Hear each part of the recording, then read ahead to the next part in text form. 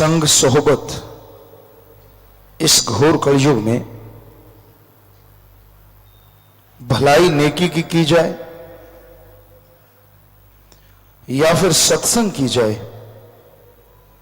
वही सर्वोत्तम है। इस संसार में लोग मन और मनमते बहुत ज्यादा चलते हैं। अगर आप उनका लगातार संग करते हैं, सोहबत करते हैं,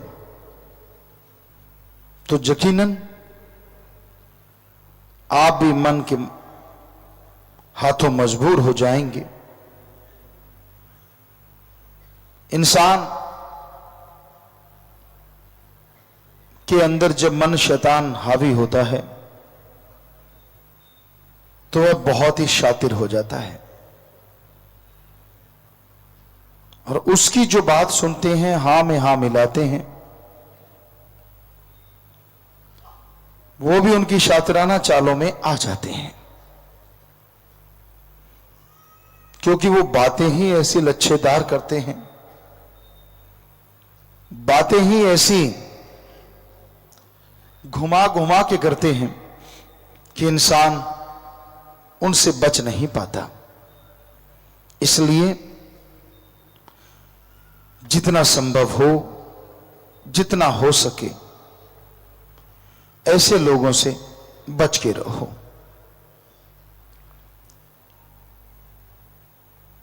और ये सब तभी संभव है जब आप सत्संग सुन के अमल करें।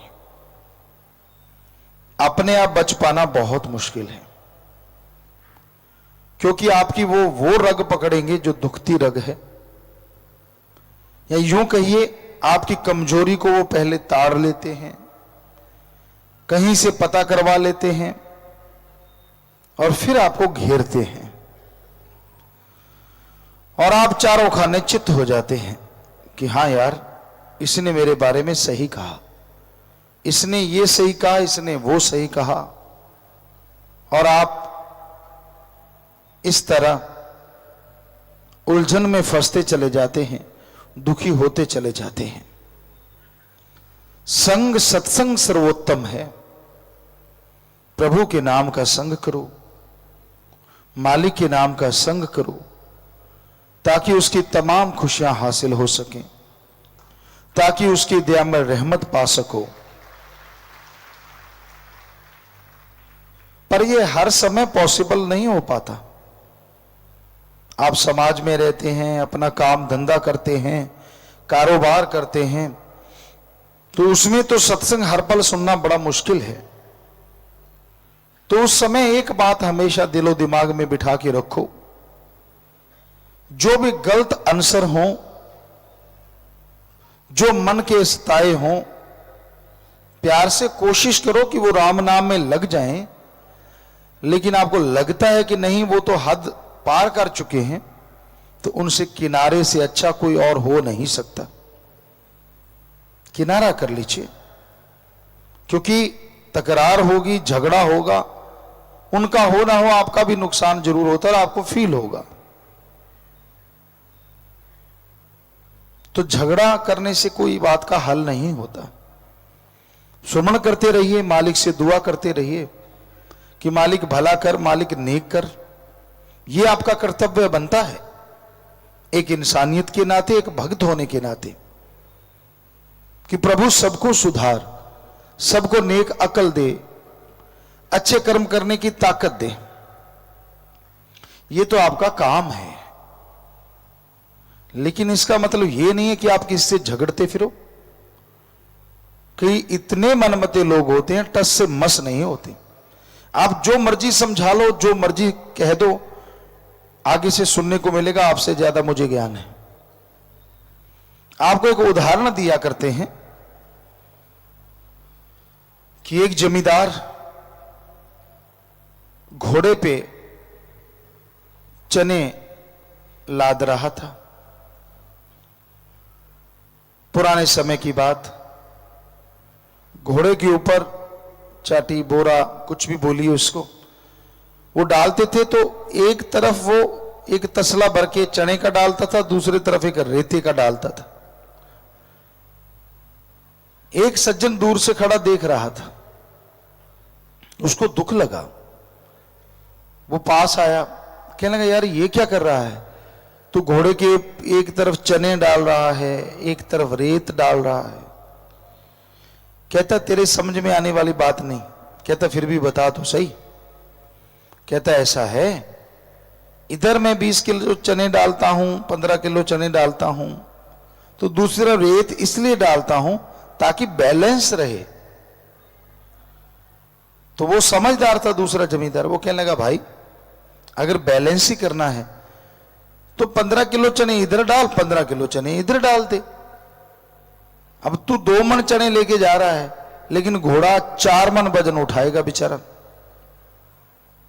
क्या फायदा। अब समझने वाला होता तो मान जाता कि भाई सही कह रहा है, इसमें गलत क्या है। आगे से कई अड़ियल होते हैं, कहने लगा घोड़ा किसका, कहता तेरा भाई। चने किसके, कहता वो भी तेरे। तो कहता फिर तेरे पेट में दर्द क्यों, मैं तो ऐसे ही करूंगा। कई ऐसे अड़ियल होते हैं। आप कहते हो नशा मत करो, कहता तेरे बाप की पीता हूं। झगड़ने को तैयार हो जाते हैं, तो उनके लिए तो दुआई की जा सकती है, झगड़ा थोड़ी ना करना है। हमारा काम दुआ करना और समझाना तो जरूर है, लेकिन तकरार से दूर रहना है। इसलिए सत्संग ही एकमात्र उपाय है जिसको सुनने से, जिसको अमल में लाने से आप मन और मनमते लोगों से बच सकते हैं। दुनिया में रह के बिजनेस व्यापार हर कोई करता है, करना पड़ता है, खेती बाड़ी है, कोई भी बिजनेस व्यापार आप करते हैं, जीने के लिए पैसा चाहिए और पैसे के लिए कमाना, कड़ा परिश्रम, मेहनत, हक हलाल, दसानवादी कृत कमाई। पर उसमें ठगी ना मारो, बेईमानी ना करो। थोड़ा आएगा लेकिन उसमें इतना सुकून आएगा, इतना चैन आएगा, कहने सुनने से परे। ठगी, बेईमानी, बुरे कर्म करने से करोड़ों अरबों आएगा, लेकिन चैन चला जाएगा, रात की नींद चली जाएगी, परेशानियां घेर लेंगी, रोग घेर लेंगे, और एक दिन ऐसा आएगा आप अकेले रह जाएंगे, बाल बच्चे भी छोड़ जाते हैं। तो किस लिए करते हो आप? देखते नहीं क्या दुनिया का हाल? हमारे देश में हुआ ही नहीं करते थे अनाथ आश्रम, और आजकल भरमार है। किस लिए?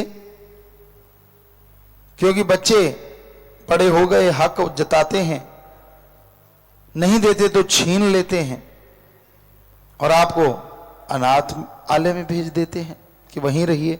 आपके हम उम्र लोग वहां रहते हैं, कई बेचारे अकेले ही तड़फते रहते हैं। बहुत बार खबरें मिलती हैं, दिल्ली में सुना, महानगरों में और भी जगह जगह सुना है कि भाई ये तो वरिष्ठ नागरिक था, बुजुर्ग थे, अकेले रहते थे, बच्चे विदेशों में गए थे या कहीं और देश के कोने में थे, और पीछे से कोई लुटेरा उनको खत्म कर गया, अकेले ही थे, किसी को पता ही नहीं चला। बहुत सी ऐसी खबरें सुनने को मिलती हैं। क्यों अकेले थे? क्या वो अकेले रहना चाहते हैं? क्या उनका दिल नहीं करता कि अपनी औलाद के साथ रहने को? करता है, लेकिन कोई समझे तब ना। तो इस घोर कलयुग में ये बातें आम है, किसी एक के साथ नहीं है, ऐसा आम बात है, ये आम बात। तो हम यही पूछते हैं फिर ठगी, बेईमानी, भ्रष्टाचार करते किसके लिए हो?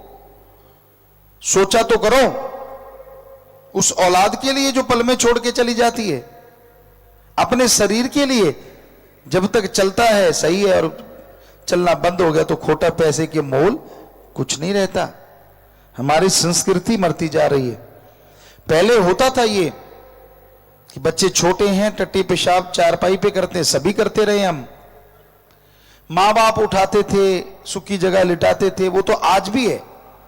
लेकिन बाद में क्या होता था, जब मां बाप बूढ़े हो जाते थे, बेहद बूढ़े, बुजुर्ग चारपाई पे लेट जाते, तो बच्चे फिर अपने माँ बाप का ऋण उतारते थे, वैसे संभाल करते थे जैसे बचपन में माँ बाप ने की। यह है हमारी संस्कृति जो पूरी दुनिया में नहीं है। लेकिन आज के बच्चे तो जी आधुनिकता के दौर में इतने पागल हुए फिरते हैं, जिनका वो आधुनिकता अपना रहे हैं वो उस आधुनिकता से उकता चुके हैं। विदेशों में वो तौबा कर चुके हैं, उनको शांति चाहिए। लेकिन इधर वाले कहते हैं हमें अशांति चाहिए, कि आपने जो प्रयोग किया है चाहे अशांति मिली, हम पहनेंगे वो चीजें, हम खाएंगे वो चीजें, हम करेंगे वो व्यवहार। नहीं नहीं, हमारी संस्कृति बहुत महान है, रिच है। तो इसलिए हमारा फर्ज सच्चा संग, सत्संग से बढ़ के कोई हो नहीं सकता। जहां शिक्षा मिलती है जिंदगी जीने की, या शिक्षा मिलती है कदम कदम कैसे चलें, हर कदम कैसे बढ़ाएं, उसको बढ़ाने की। कोई नहीं सिखाएगा दुनिया में आपके भले की बात। लोग चिढ़ते हैं, आपके पास अच्छी कार है, अच्छी कोठियां, महल, बंगले, बगीचे हैं, ये मत सोचो कि लोग आपसे खुश होते हैं। लोग खुश होते ही नहीं। गांव में अच्छा घर बना लिया, 20 घर पीछे पड़ जाएंगे, यार इसको गिराएं कैसे। शहर में अच्छी कोठी, गाड़ियां हो गई, 100 लोग पीछे पड़ जाएंगे, इससे छीने कैसे। और यही चीज फिर ऊपर तक जाती है।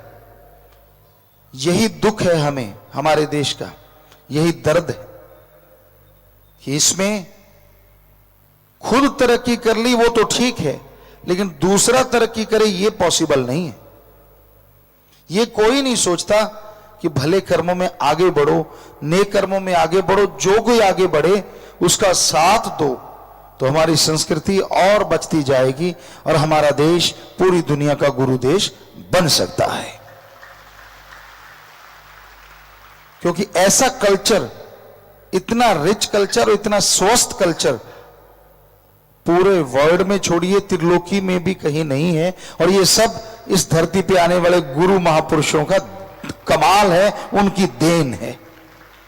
कई कह देते हैं कि जी इतने गुरु पीर फकीर हुए, क्या फर्क है? यही फर्क है। यहां का कल्चर इसलिए ज्यादा स्वस्थ है। ये अलग बात है कि यहां के बच्चे आजकल कल्चर और अपना रहे हैं, क्योंकि उनको शिक्षा में कल्चर की शिक्षा दी ही नहीं जाती। पढ़ाई में धर्मों की शिक्षा होनी चाहिए।